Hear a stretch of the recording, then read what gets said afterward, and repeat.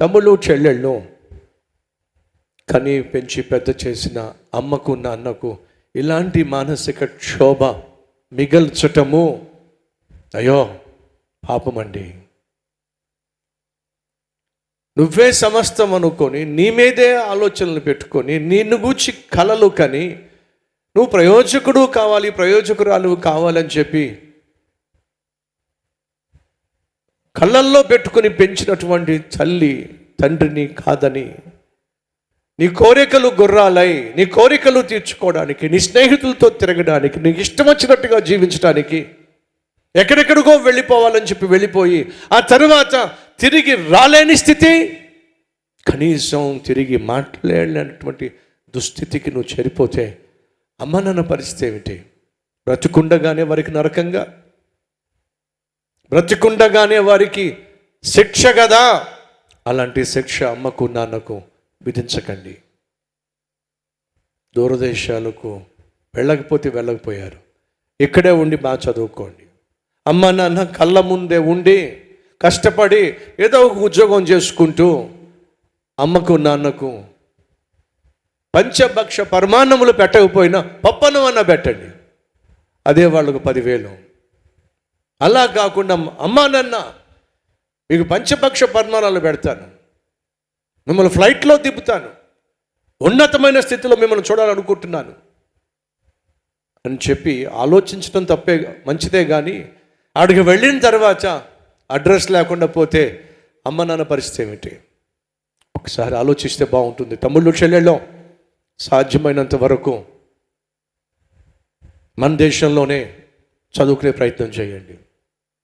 ఎందుకని మన దేశంలో ఉన్నటువంటి అద్భుతమైనటువంటి జ్ఞానం అడుగుతున్నా ఇంకే దేశంలో ఉంది?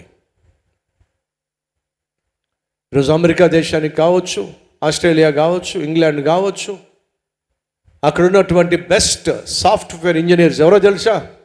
భారతదేశీయులు. అక్కడ ఉన్నటువంటి బెస్ట్ డాక్టర్స్ ఎవరో తెలుసా? భారతదేశీయులు. అక్కడ ఉన్నటువంటి నాసాలో ఉన్నటువంటి బెస్ట్ సైంటిస్టులు ఎవరో తెలుసా? భారతదేశీయులు.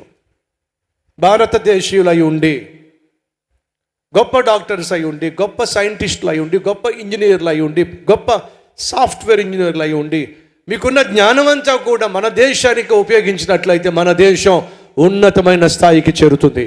పుట్టి ఇక్కడ చదువుకొని ఇక్కడ విద్యను అభ్యసించి చివరికి వెళ్ళి 2 సంవత్సరాలు పీజీ చేయాలని చెప్పి, ఎంఎస్ చేయాలని చెప్పి అమెరికా వెళ్ళి ఇక్కడ తీసుకున్న సారం అంతటిని తీసుకెళ్ళిపోయి వాళ్లకు అప్పగిస్తే ఏమిటి ప్రయోజనం? ఒక్కసారి ఆలోచించండి.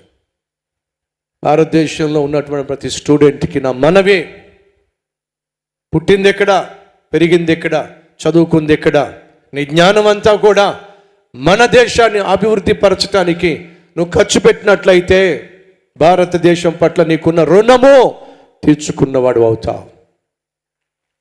అలా కాకుండా ఇక్కడ పుట్టి, ఇక్కడ పెరిగి, ఇక్కడ చదువుకొని చివరిని 2 సంవత్సరాలు 3 సంవత్సరాలు అమెరికా దేశానికి, ఇంగ్లాండ్ దేశానికి, ఆస్ట్రేలియాకు వెళ్ళిపోయి ఆ తర్వాత వాళ్ళు ఇచ్చే డాలర్లకి,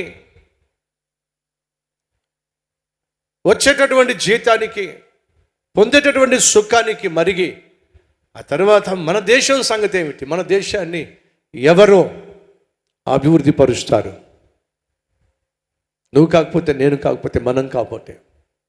కాబట్టి తమ్ముళ్ళు చెల్లెళ్ళు సాధ్యమైనంత వరకు ఇతర దేశాలకు వెళ్ళి చదువుకోవడం కంటే మన దేశంలోనే చదువుకొని మన దేశానికే మన జ్ఞానాన్ని ఖర్చు పెట్టి మన దేశాన్ని ఉన్నత స్థితికి తీసుకుని వెళ్ళడం అత్యవసరం.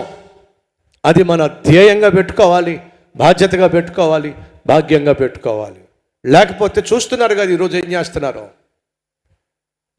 అమెరికా దేశానికి వెళ్ళాలని చెప్పి ఉబలాట పడుతున్నారు. ఇమిగ్రేషన్ దగ్గరే ఆపి పడేస్తున్నారు, లెక్కలేనని ప్రశ్నలను వేస్తున్నారు, బూటకాలతో తంతున్నారు. అక్కడ ఉన్నటువంటి స్టూడెంట్స్ని హీనంగా చూస్తున్నారు, తక్కువ చేసి మాట్లాడుతున్నారు, భయభ్రాంతులకు గురి చేస్తున్నారు, పంపించేస్తాం బయటికి వెనక్కి అని బెదిరిస్తున్నారు. ఈ బెదిరింపుల మధ్య, ఈ భయాల మధ్య బిక్కుబిక్కుమంటూ ఎక్కడికో వెళ్ళి వాళ్ళ చెప్పినట్టుగా చేస్తూ వాళ్ళ యొక్క అధికారం కింద బిక్కుమంటూ ఎంతకాలం బ్రతకాలి?